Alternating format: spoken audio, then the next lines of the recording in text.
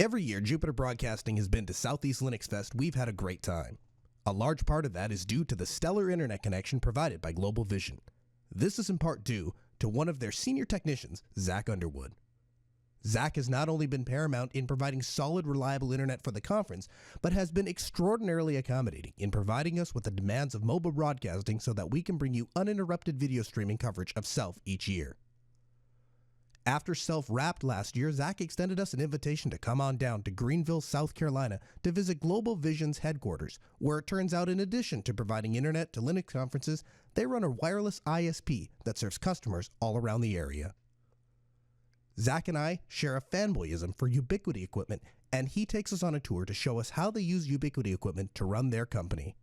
So this building actually used to be a auction house for for vehicles. So this is was a garage bay where they did inspections on the vehicles themselves.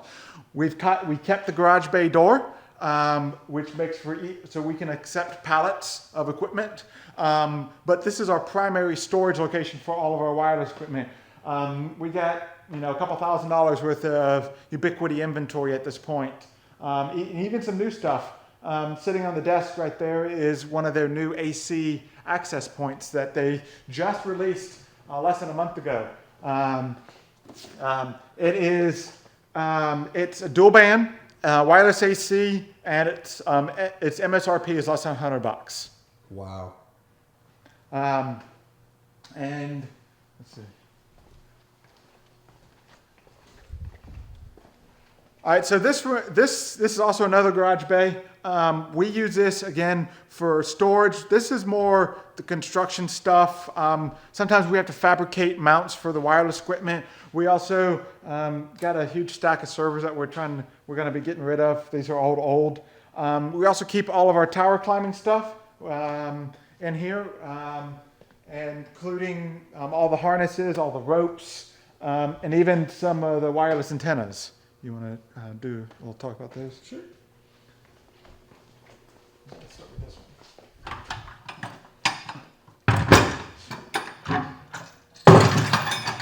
one. Which side do you want? Whatever. So this is what we use for backhaul. This is a 30 dB dish on this. So this is a 2-foot dish. This is 5 gigahertz. And the particular radio that we have is actually a newer radio. This is the AirFiber 5X. It is 5 gigahertz. It's connectorized, so we can connect it to our own antennas. And the speed is, it is half duplex, but it has a duty cycle. So you can do like a 75% duty cycle. Mm-hmm. So that means 75% of the airtime will be devoted to one way of the traffic. So we have a lot of download traffic, so we can basically focus that in a direction so that to optimize our download speeds.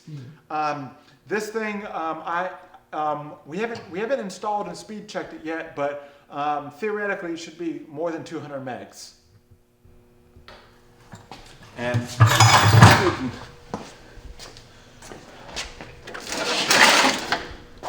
so this is what we use for doing client access. So these are sectors. And this particular installation is actually going to go up on a water tank. On the very top of the water tank, we're going to mount a pipe. And this whole assembly of 4 antennas, 4 antennas and radios, will actually get dropped right on the pipe. And this will, through 4 antennas, each at 120 degrees, will give us 360 degrees coverage. I know that's a little overlap, but we do that because when you're on the side of an antenna, you can your signal strength would be lower. So we do a little bit of overlap to maintain a good coverage. So for being a 9 employee office, we have a surprisingly large amount of networking here. First, we bring in the internet wireless, which comes in off of one of these cables. It then brings into a 48-port switch, which is almost filled. This top 3-com switch is actually our PoE switch that we power all the phones. And when we spec'd the cabling for this office, we ran 2 cable drops to every desk. One for a phone, one for the computer. And the phone we do PoE. Then it all comes back into here. where we have the cabling all nice and neat, comes in 2 punch blocks. The Network Operations Center, or the NOC as it's commonly referred to, is a central location below the towers where all the networking equipment and servers are stored. Because they have extra space, Global Vision actually rents some of the server space out to other clients that have needs to house servers inside of racks or actually rent the servers themselves. So what don't I do? Since Global Vision is a small company, no one has just one job duty. I do the network administration, I do server administration, I do tower work, I do cabling, I do site surveys, basically do anything that's needed. Okay, and we're in your data center right now? Yeah, so this is what we call data center. Anyone who actually worked in a data center might laugh, but this is not bad for our size company. We got several racks around here that are not in use because we have downsized through virtualization. But here's our main teleco rack. We have fiber coming in from other providers. So these are 2 other providers that are in the building with us. We have fiber that comes from the roof. We have our PoE switch, and here we got different provider equipment. This is AT&T, even some T1 equipment. All right, and so here we just have some customer equipment. And one thing we started getting better at doing is all of our UPSs are now managed through SNMP. So they run a test every 2 weeks, a self-test. And if that basically tests the batteries to carry load. And if anything's wrong, it sends us an email that says, hey, you need to check your batteries. And so we'll come up here, replace the batteries. Okay. This blue cabinet is one of the satellite providers. So what happens is when you watch your local station, so your ABC, your NBC, your CBS, your Fox, local stations, they actually recorded over the air off of antennas, and then the cabinet then encodes that into an IP stream that's then sent via fiber to over where it's then transmitted up to the satellite so that it can come back down to your satellite dish. We just have various more customer equipment. This one's actually, these next 2 cabinets are actually our cabinets. Right here we have our Observion box. This is a CentOS box running Observion, which is a semi-open source project. They do the open core freemium type model. And we have about 300 to 400 devices that it polls every 5 minutes. And right now it can poll every device network-wide in about 2 minutes. Wow. But if that ever goes above 5 minutes, we can start having data loss. So we have to make sure I like it to be under 4 minutes. And how many devices network-wide are there? So there's about 300 to 400. It's been a few days since I've checked. Wow, that's crazy. And so also in this cabinet we have the software that we use to back up our VMware cluster, vRanger. We also got a couple storage boxes, and then we have a very large UPS down there. That is a 5,000 VA or volt amp, which then powers all of the equipment in our next rack. This is the core of the network. Here we have a couple routers. We also have the back of our core switch, which we stack. So these are stacking cables that make 2 physical switches, 1 logical switch. And each stacking cable, there's 2 stacking cables. Each cable is capable of 10 gigabits. So there's 20 gigabits between the switches for data sharing. Here, these 2, only 2 of these are actually powered up and active, and they are routers. They're Debian-based routers that are, we use an OS called Viata, and so it runs Debian at its core. And then these newer HP servers are VMware stack. So we run 3 VMware 5.5 servers, and then we have a SAN down here. In almost 3 years, we've had 0 downtime. You have some Linux VMs on that. Oh yeah, we only have about 3 Windows VMs and about 30 Linux VMs, and the vast majority of them are some type of RPM based. Okay. So either Rail or CentOS. Okay, you and I are on the same page on that one. So here is the back of, hold on. Here's the back of the rack. So here's the switches. Here's some fiber coming in from different floors. So we have another floor with a switch that we connect via fiber. Here's the back of the routers. One thing that we do that I think is kind of unique in the industry is we don't run an A/B system. We run a wall power and a battery power. Okay. So we have two labels here. We have a wall power labeled down here and a battery power. The wall literally just plugs straight into an electrical outlet under the floor. Okay. The battery gets plugged into the UPS. And since most servers have two power supplies, we put one power supply on the UPS, one on the wall power. And so if we need to do maintenance for the UPS, like take it completely offline, like I have to physically swap the unit, not everything has to get powered off, because the stuff will continue to be powered on the second power supply off of the wall power. That makes sense. And then down here is our fiber channel switch. We run a 8 gig fiber channel switch.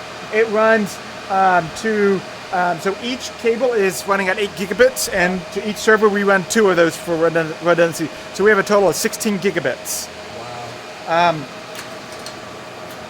One thing also, we also run managed PDUs. So this is actually a network connected power distribution unit. So we can remotely reboot a power port. We can also get monitoring of power usage per port. So it's a great way to track and keep track of everything, and also if we need to remote reboots. For those of you that may not be familiar with a wireless ISP or WISP, they are an internet service provider that uses a wireless infrastructure to provide internet to their customers. A large internet pipe is brought into a central location where it is then sent wirelessly to their respective towers and ultimately out to client locations. Ubiquity equipment here is powered by BusyBox, a distro of Linux specifically geared towards appliance-based use. Before we can go up on a tower and take a look at the physical equipment, not to mention the views, I spend a few minutes getting safety briefed. All right, so in tower climbing, certain strengths are very important. This is actually a sling. Looks like a shoelace. It kind of does. The thickness does kind of look like a shoelace. But you can use this for rigging. So we use it for rigging because our equipment is kind of light. But you can also use it for like an anchor. So you can wrap it around something and now it's an anchor. So that probably supports like 20, 30 pounds. Yeah, 20, 30 pounds. No. This is actually rated in this configuration for 5,000 pounds. 5,000 pounds? Yes. And the shoelace will support 5,000 pounds? Yes, so I could pull a pickup truck with another pickup truck, hitch to hitch with this. Wow. Yes. The next is, in tower climbing, we use a lot of carabiners for connecting different stuff. Here is here's an older model that we have. It's an all steel model.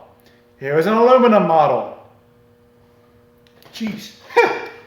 That's crazy. Yeah, there's a little bit of weight difference. And these are rated for the exact same amount of force. They can hold the same amount. Yeah, they're both rated for 5,000 pounds. And this orientation, so this load weight straight down is 5,000 pounds. And this orientation against the gate is only 3,600 pounds. And with it open like this, it's like 2,000 pounds. Wow.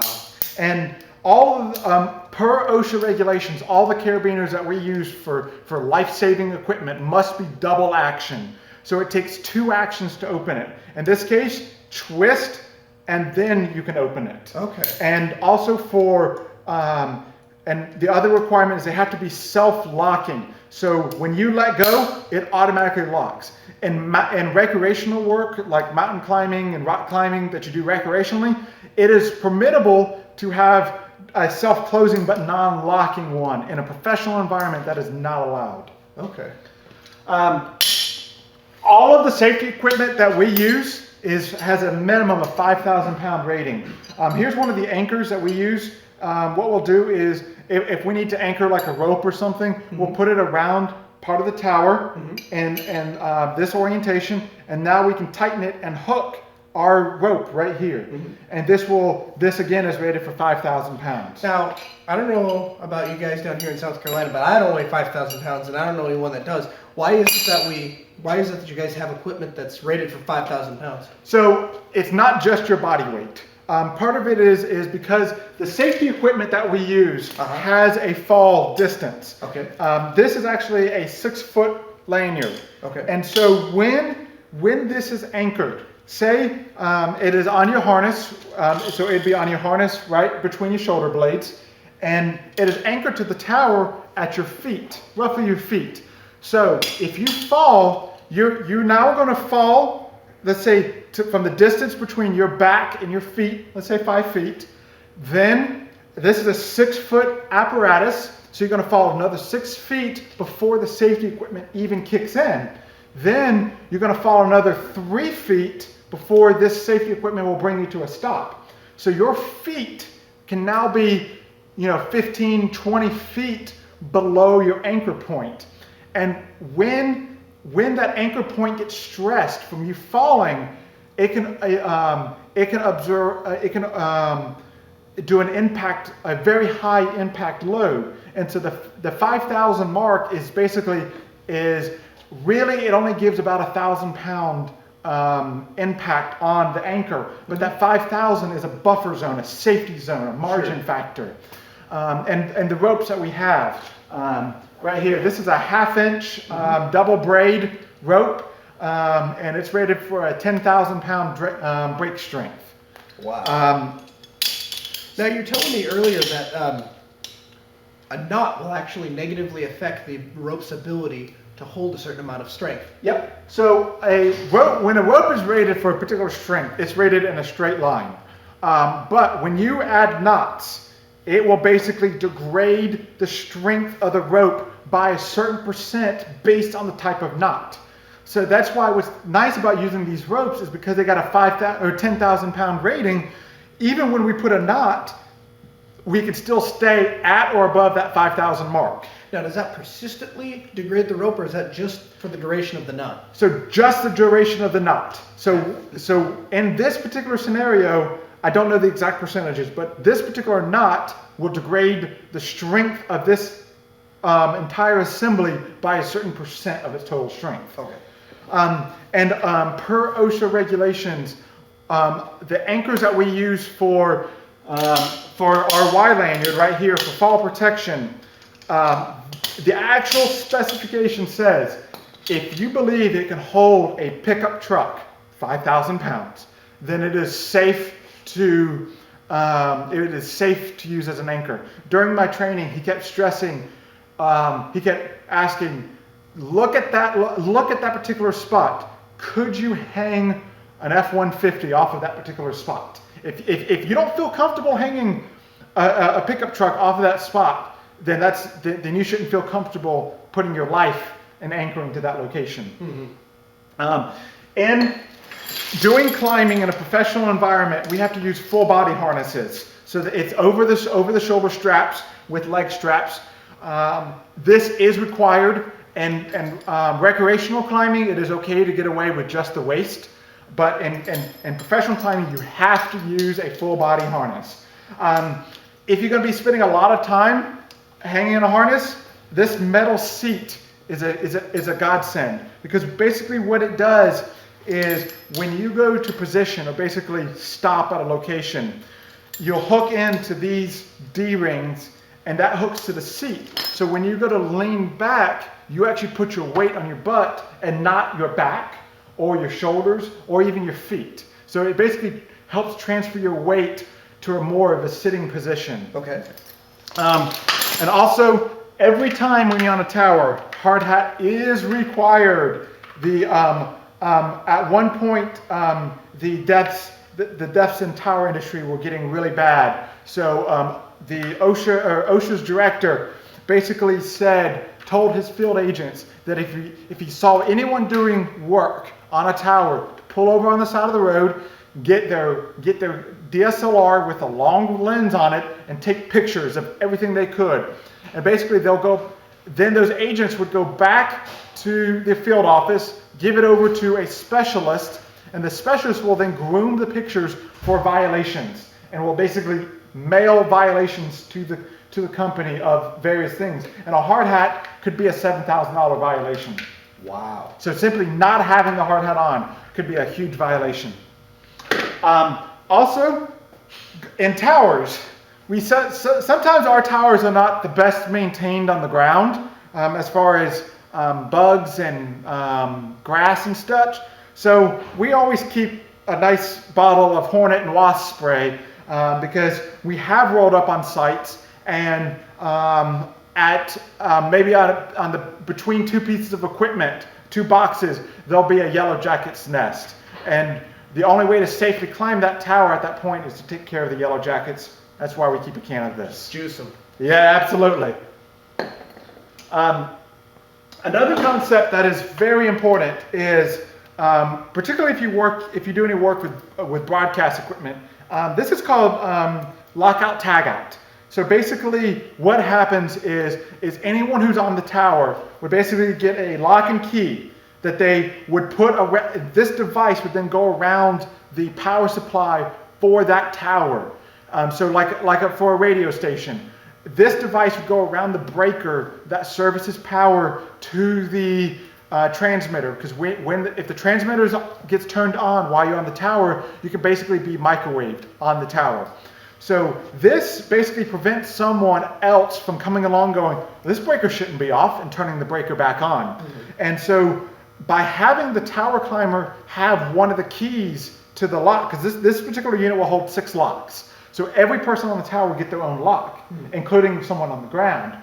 So if the person on the tower is still on the tower, that lock is still there. Mm-hmm. So as a rule, you do not cut locks on lockout tagout. So the only way for that equipment to get turned back on is that the person comes down off the tower and back to safety, and then we'll unlock the device for you. How about those 3-foot? Yeah. So these are 3-foot shock lanyards. We use these when we're on a rope grab. So a rope grab is basically a safety mechanism that we put on the rope itself that will act as the backup safety mechanism. So these is a 3-foot shock pack. So this, and its normal configuration is 3 feet. But when it gets deployed in a fall situation, I believe it's 5 feet is what these will grow to. And you can see all the elastic parts are contained in this bag. So this just rips off. Yes. This totally will rip, and then this expands out. Yep. And this is a one-time use application. So if this is ever deployed, you trash it, you throw it away. It cannot be trusted again. Okay. So this is our equipment. It changes based on what the current technology is, what's been released, what our current needs are. So right now we have our main switch. It's a layer 3 switch. We do all the routing on, right here's the switch. We do all the routing of our private traffic or management traffic on the layer 3 switch. Then we have 2 routers that does OSPF for the client traffic or all the public traffic. Here we have the power injectors that we use. We also have, this also provides wireless for like cell phones and laptops when we're up here working. And then of course we also have a phone. This is basically a mini access point? Yeah, this is actually, the hardware is a Ubiquiti Pico that has been flashed with the Unify firmware. So it's actually a Unify access point at this point. Okay. And then, of course, we also have a phone that's hooked up to a little ATA that gives us phone service up here. Okay. And that rings an extension at your office? Yeah. So it's an extension off of our office network. Okay. And then here we got the various power injectors and other equipment, and also a UPS that is network managed. So this tower right here, this self-supporting one with the Omnis near the top, that is actually that is operated by a paging company. That they do 900 megahertz based pagers that you use for particularly hospitals. Still use them a lot. Okay. This red and white tower right here, there is one antenna at the very top. And that is actually a TV antenna for a religious station that they receive their signal via the satellite dish over there and then retransmit it over the air to their clients. And then this tower right here is our tower that we're on. We got about a dozen antennas up there. That first set of arms is 100 feet. So that gives you about the scale that it's at. The top of the tower, I think, is 150 feet, maybe 200. But we don't have any equipment up at the top. Around here is a very large self-supporting 500-foot tower that has, I think, 4 or 5 different FM radio stations are located on that tower. So don't touch anything. I mean, you can touch the base of the tower itself. Well, don't touch the antenna. Yeah, don't go up there and touch the top of the antennas. If I remember right, the primary antenna up there is 500,000 watts. Wow. And then you see the 3 TV antennas that are a little over the ridge. Mm-hmm. One of those is a 1 million watt transmitter. 1 million watts. Yeah, 1 million watts ERP. What are they transmitting at 1 million watts? It is actually a religious TV station. Wow. And then AT&T has some backhaul point-to-point microwaves, which is the squat antenna that you see kind of in the background with the gray domes on it. Okay. And then there's a tower over here that looks a lot like ours that has a lot of different clients, including another paging company, and even the post office has some equipment up there that now they're starting to get more like UPS with the handheld check scanner devices, and so they have they got a set of frequencies that they transmit off of this building or off of that tower there. What is that, 800 megahertz? I do not know the frequency. Okay.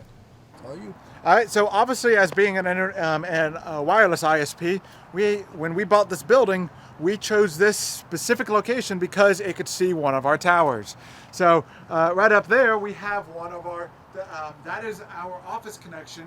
So that allows us to get on the office, allows us to speak to our data center, the rest of the core of the network, and gives us internet. With that particular antenna, we run our connection uncapped. So we're getting about 40 down, 40 up.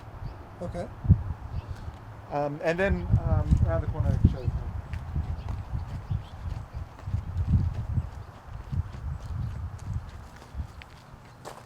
Not our tower, I wish. So actually right here. So one thing that we also do is we do some stuff that's a little out of the box. As you can see, on the roof line, we have a second little white antenna, and it actually connects to a warehouse across the street. And what we do is we actually do a managed camera system. So the cameras are actually over there, but they get recorded in the office.